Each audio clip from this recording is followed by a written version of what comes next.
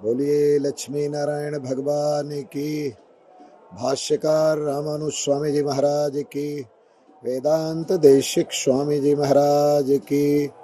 आज का जो यह पावन पर्व मौनी अमावस्या पूर्ण हुआ, पूरे भारतवासियों को, पूरे सनातन धर्मियों को मेरी ओर से ढेर सारी शुभकामनाएं, मंगल कामनाएं।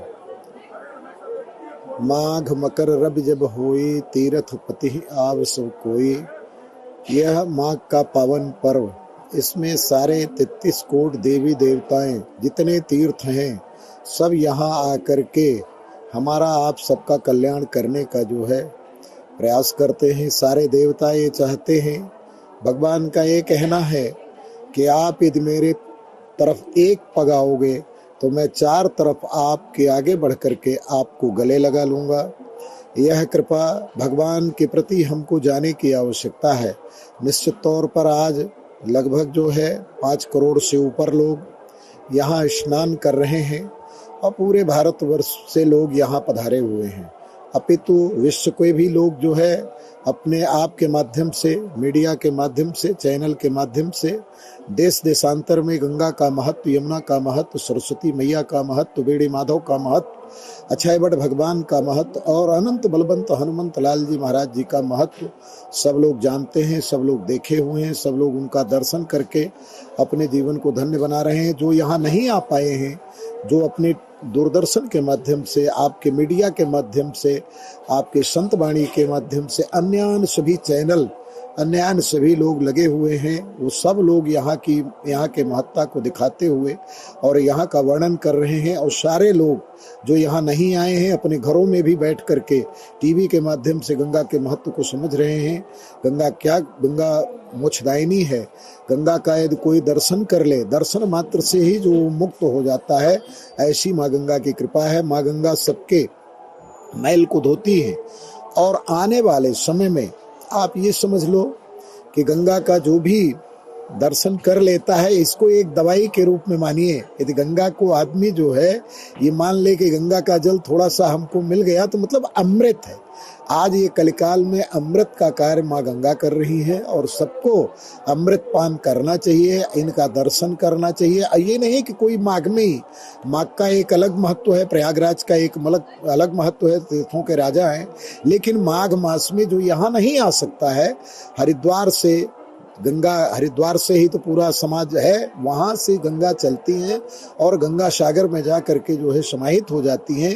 तो इनके चारों तरफ जो घाटे बने हुए हैं, जो शहर हैं, जो गांव हैं, वहाँ लोग गंगा का आज माघ के महीने में स्नान करते हैं और सूर्योदय के पहले स्नान कर लेते हैं। तो उनको जो है भगवान सूर्य की कृपा से, भगवान नारायण की कृपा से जो है मोक्ष मिलता है, मुक्ति मिलती है। आइए हम सब लोग मिल करके सनातन धर्म की रक्षा करते हुए आज सारे युवाओं को जोड़ने की आवश्यकता है कि सनातन धर्म हमारा कैसे, आजकल जितने साधु महात्मा संत आदि हैं पूरे भारतवर्ष में, वो सब लोग लगे हुए हैं कि सनातन धर्म का उत्थान कैसे हो। हालांकि भारत माता इतनी कृपादायिनी माता है कि जो भारत माँ की भूमि में जन्म लिया है, क्योंकि सारे देवी देवता पूरे विश्व में कहीं जन्म नहीं लिए हैं, इसी भारत माता की पृथ्वी पर जन्म लिए हैं और जन्म लेकर के उन्होंने समय समय पर राक्षसों का नाश किया है। ठीक उसी तरीके से आज जो भी राक्षस, वो राक्षस अब उस राक्षस काल के नहीं दिख रहे, पर वो परोक्ष रूप से जो राक्षस बैठे हुए हैं उनका भी सर्वनाश जो है सारे देवी देवता मिलकर के, सारे संत महंत मिलकर के कर रहे हैं। मैं साधुवाद दूंगा आपके माध्यम से माननीय प्रधानमंत्री नरेंद्र मोदी जी को, माननीय योगी बाबा आदित्यनाथ जी महाराज जी को, कि उन्होंने इस मेले के महत्व को बढ़ाया। पिछले महाकुंभ के पावन पर्व पर 68 करोड़ लोगों ने पूरे विश्व से सनातन धर्मी आकर के, जबकि आप देखिए यूनाइटेड नेशन अमेरिका की आबादी 30 करोड़ है और जबकि उसके जस्ट डबल 68 करोड़ लोग आकर के इस भारत भूमि में माँ गंगा में डुबकी लगा करके और स्नान करके अपने जीवन को धन्य बनाए हैं।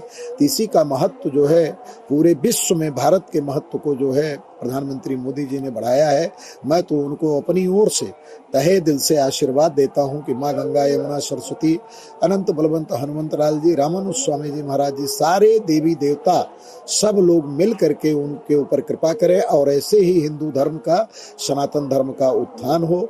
आज युवाओं को, बच्चों को जो है यह समझने की बात है कि हमारा सनातन धर्म, हम तिलक लगाते हैं तो तिलक का एक अलग महत्व है। हम ये जो शिखा रखते हैं, शिखा हमारा एक टीवी का एंटीना है। आप समझिए कि जो आप टीवी बिना एंटीना के क्या चल सकता है? नहीं चल सकता ना। तो ये शिखा हमारी एंटीना का कार्य करती है, हमारे दिमाग को खोलता है और सब लोगों को है शिखा सूत्र और का ज्ञान होना चाहिए। और इसी का संस्कृति का उत्थान कैसे हो, आज हम पुनः आपके चैनल के माध्यम से प्रधानमंत्री जी, योगी जी, अन्य सभी मुख्यमंत्रियों से आग्रह करते हैं कि सनातन धर्म का उत्थान कैसे हो, इसका एक अध्ययन अध्यापन होना चाहिए। और निश्चित तौर पर कक्षा 1 से ही यदि संस्कृत का भान करा दिया जाएगा तो निश्चित आने वाले समय में, आज जैसे अंग्रेजी इतना छाई हुई है, अन्य सभी भाषाएं छाई हुई हैं, ऐसे ही संस्कृत छा जाएगी। और जब संस्कृत छा जाएगी तो हमारे युवा, हमारे नौजवान अपने माता पिता, अपने गुरु संस्कारित होंगे कि हमको कैसे संस्कारित होकर के अपने जीवन को धन्य बनाना चाहिए। वही लोग राष्ट्र के निर्माता बनेंगे। हम लोगों का तो समय अब समापन की ओर है, लेकिन जो युवा पीढ़ी आने वाली है, उस युवा पीढ़ी को बताने की आवश्यकता है कि हमको आगे कैसे बढ़ना है, कैसे उत्थान करना है, कैसे देश का कार्य करना है, कैसे समाज का कार्य करना है। और जो समाज के कार्य में जुड़ जाएगा, निश्चित तौर पर उसके ऊपर भगवान कृपा करेंगे। कोई न कोई आने वाला साधु बनेगा, कोई न कोई आने वाला नेता बनेगा, कोई न कोई आने वाला युवा जो है IAS, PCS, IFS, IPOS बनेगा, इंजीनियरिंग में जाएगा। माने नाना प्रकार के विकल्प खुले हुए हैं और अपने कर्मों के अनुसार जो जैसा कर्म करता है उसको वैसी गति मिलती है, वैसे उसको कार्य मिलता है। इन्हीं शब्दों के साथ पुनः मैं पूरे भारतवासियों को अपनी ओर से साधुवाद देते हुए मंगल कामना बोलता हूँ कि इस पावन पर्व पर सभी के घरों में खुशियां छाए, सभी के घरों में मंगल मंगल हो। जय श्रीमन नारायण।